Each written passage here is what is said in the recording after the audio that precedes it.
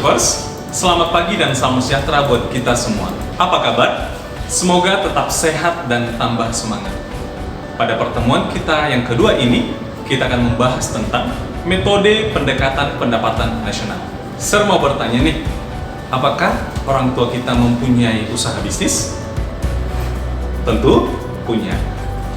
Seperti yang saya jelaskan di dalam pertemuan kita yang pertama dalam pendapatan nasional.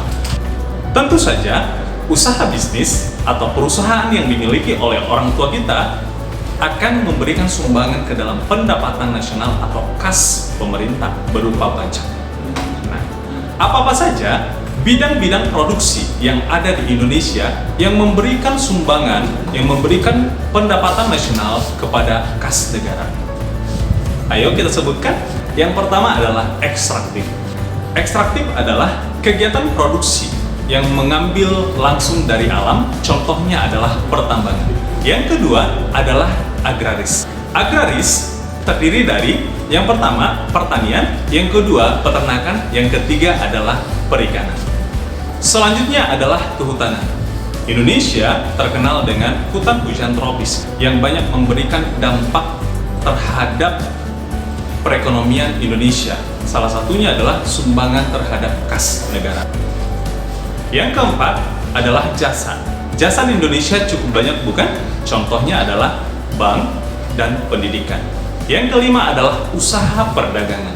Usaha perdagangan ini meliputi domestik, begitu juga dengan internasional. Nah, anak-anak, cukup banyak bidang-bidang produksi di Indonesia yang banyak memberikan sumbangan terhadap perekonomian di Indonesia, terutama dalam pendapatan nasional.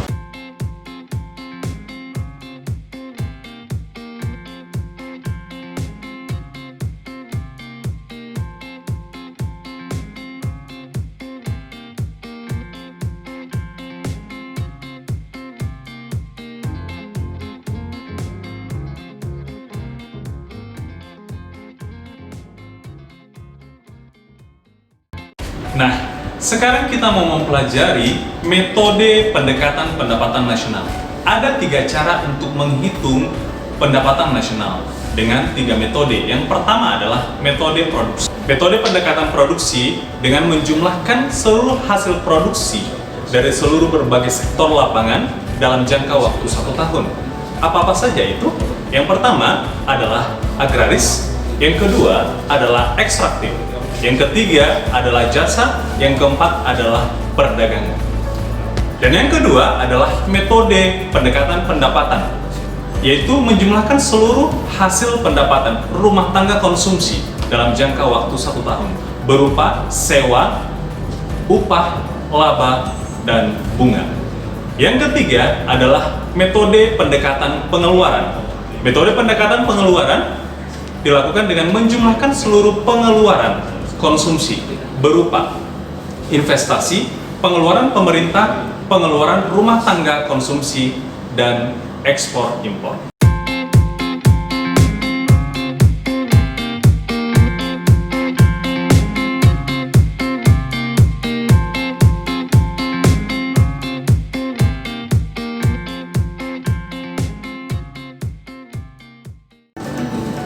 Nah, kita akan melihat bagaimana contoh perhitungan metode pendekatan pendapatan nasional.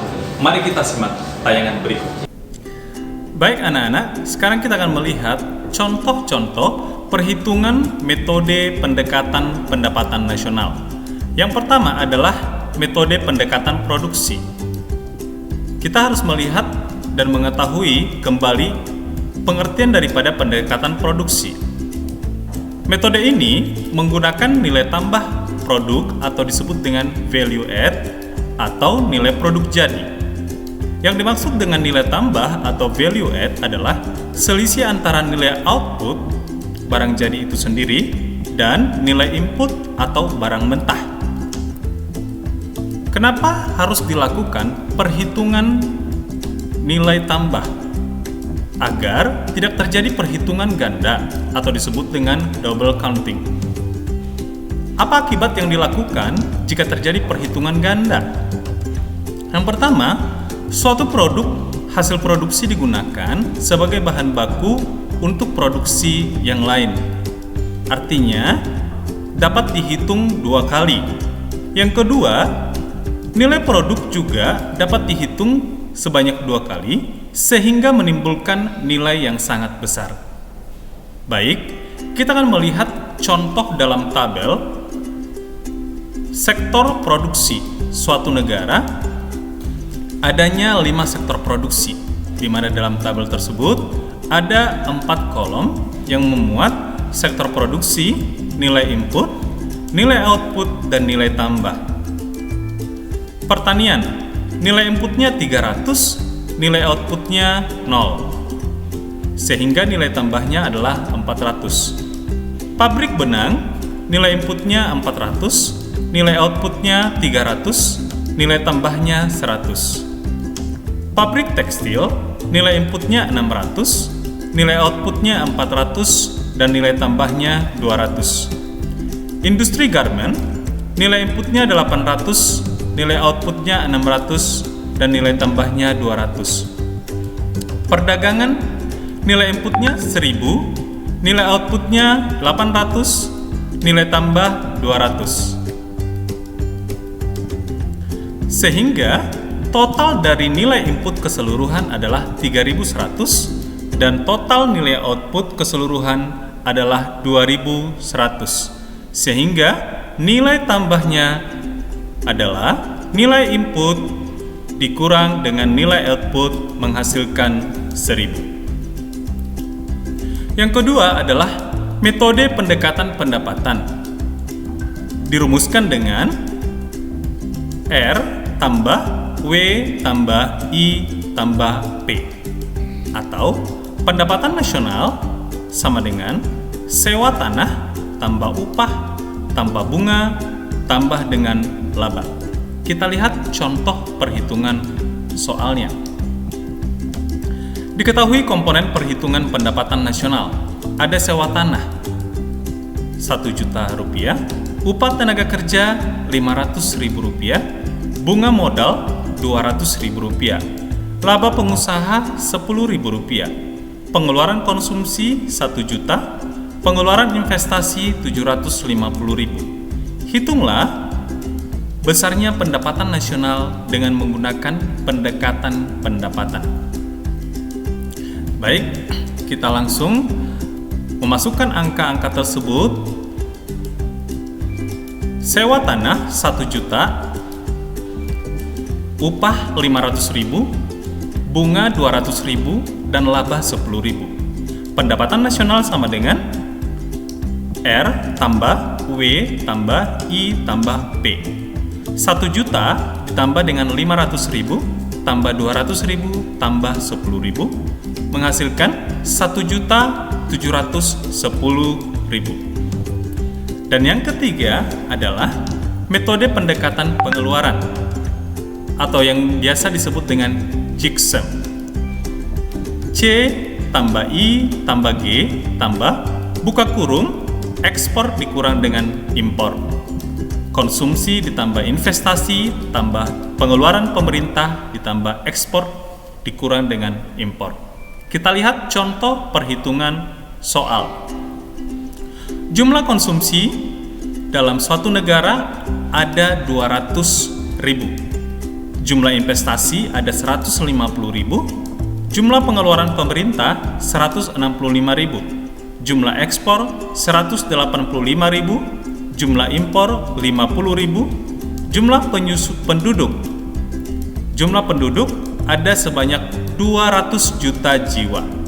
Dan ada penyusutan atau depresiasi sebanyak 100.000. Kita disuruh untuk menghitung pendapatan nasional dengan menggunakan pendekatan pengeluaran.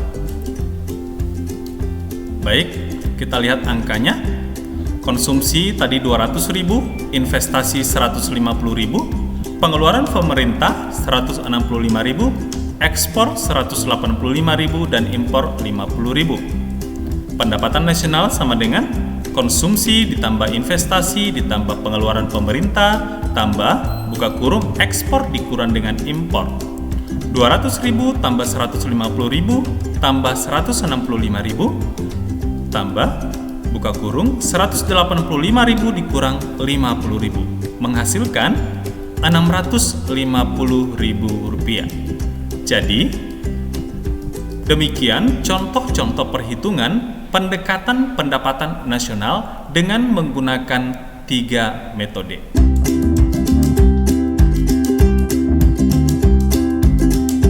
Anak-anak sekalian, kita akan mengetahui manfaat dari perhitungan pendapatan nasional. Yang pertama adalah mengetahui dan menganalisis struktur perekonomian suatu negara. Kita tahu bahwa Indonesia 75% adalah sektor agraris. Oleh karena itu, upaya pemerintah kita menuju sektor industri sedang dilakukan supaya negara kita bisa seperti negara-negara lain, yaitu di sektor industri atau negara maju.